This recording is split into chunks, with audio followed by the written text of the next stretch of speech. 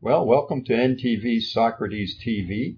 This is the second episode of discussions with noted philosophers in Niagara area. My name is Stan Skrzeski, and we're hoping to continue to interview people with a philosophical bent and also to discuss issues of philosophical interest to people in Niagara. Our second guest is Dr. David Goicoechea.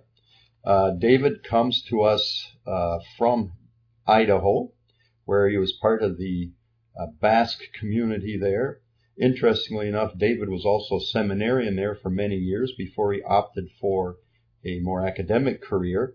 And of course, I know David because in my second year of Brock and my early start with philosophy, I didn't realize how young was at the time, but obviously he was my first sort of mentoring philosophy professor. So welcome, David. And same questions we were posing to John Mayer at our last opportunity, and that is, I see you as defined as a philosopher. How would you describe your own philosophy of life and your own approach to living philosophy? Thank you, Stanley. I like the definition of philosophy as the quest to know the truth about the becoming of all things. So this is the love of wisdom. Wisdom has to do with the beginning, the process, the end. And while there are many definitions of philosophy, Plato's, he wanted to know the truth about the forms. Aristotle wanted to know the truth about the things here. They were realists. There's the idealist who sees truth as coherence. But I like the existential definition of Kierkegaard. An objective uncertainty held fast in the appropriation process of the most passionate inwardness. So I don't see philosophy as being like science where we can get objective certainty, but the heart has reasons that maybe the mind knows not. It has a way of appropriating, of making the various traditions that Dr. Mayer was speaking of our own. And to do this with the most passionate inwardness, to my mind, is the meaning of existential truth. So that's what philosophy is to me. So there's a certain pride in uncertainty. So there's no absolute certainty as you study or as you pursue wisdom. It's always at a certain level of uncertainty. Is that a fair statement? Yes. Aristotle would define science as a certain knowledge of things through causes. The modernists all wanted certainty. That's what Descartes was after. He found a way to get it. But what the postmodernists find is that there isn't this absolute certainty, that we're always on the quest. So there's something very skeptical, something very Socratic in the notion of postmodern philosophy. I'm glad you used the word Socratic because I was thinking of you earlier, and I thought if I was going to describe you as anything, it would be a Socratic gadfly at Brock. And that I meant in the most complimentary sense. But you also used the word passion, and I think a lot of our viewers wouldn't necessarily connect passion with philosophy.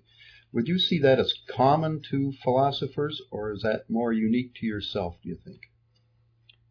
Well, if we think of reading and writing and speaking and listening, I guess, how much we're really involved in this. Are we writing? The great philosophers have written the great books. And it seems to me that if a person has a real passion, he's got to be writing. And that everything else will funnel into that, speaking and listening and so forth. So that, to my mind, is what the great philosophers were like. They had a passion that would bring them to writing, especially. And so, yeah, that's the way I see it. Good. Now, you've been at Brock since, I think, 1967. I'm sure you have molded thousands of philosophy students, many of whom remember you very closely, so you had a major impact. But how would you describe the changes that have occurred at Brock? What would be the most significant change philosophically that's occurred at Brock? Well, Stanley, I think the big thing is the coming of postmodernity. In 1968, there was the great coming out in Paris with Derrida and Deleuze, with Kristeva and Irigaray. And because we had a continental philosophy department, and we already had the existential postmodernists of Kierkegaard and Nietzsche going, when Derrida and all these people came on the scene, I would say this just revivified philosophy at Brock. And we started the Philosophical Society in 1980. And we've had about 80 conferences, and we've raised $170,000 for philosophy scholarships. So there is a great interest on the part of people to keep discussing these philosophers. We've got one going now. We've met 15 months in a row, as you know, to discuss Derrida's philosophy. We'll be having a big homecoming conference. You know, we've had about 25 homecoming conferences, and our students come from all over. We've got a gal coming who just heard about us from Missouri. I haven't even told you about her. Wendy will become a beater sometimes, comes from Norway. So, I would say that this confluence of postmodernity and the Philosophical Society, the two big things that I see as really new since I came. And they really have put a stamp on the Brock philosophical community and beyond, which leads me to my next question, because you obviously take an active, a public role as a philosopher as well as an academic role. How do you define the public role of the philosopher? And I'm being told we better do this quickly. Yep. Okay. We come together to philosophize. I get very much from all the philosophy cafes, from all the discussion groups. It's helping me with my writing. I think the persons come. I've got a list of 100, about. And if I phone them up, 25 will be out, at least out of that 100 for anything, because they all love this philosophizing together. They certainly do, because you bring out audiences of 7,500 people every time you call one of these events. So I want to thank David, first of all, as a professor of mine, and I can honestly say a lifetime mentor who set my values at an early age, in which I'm very appreciative and totally appreciative of your passion that you bring to philosophy. Thank you. Thank you, Stanley.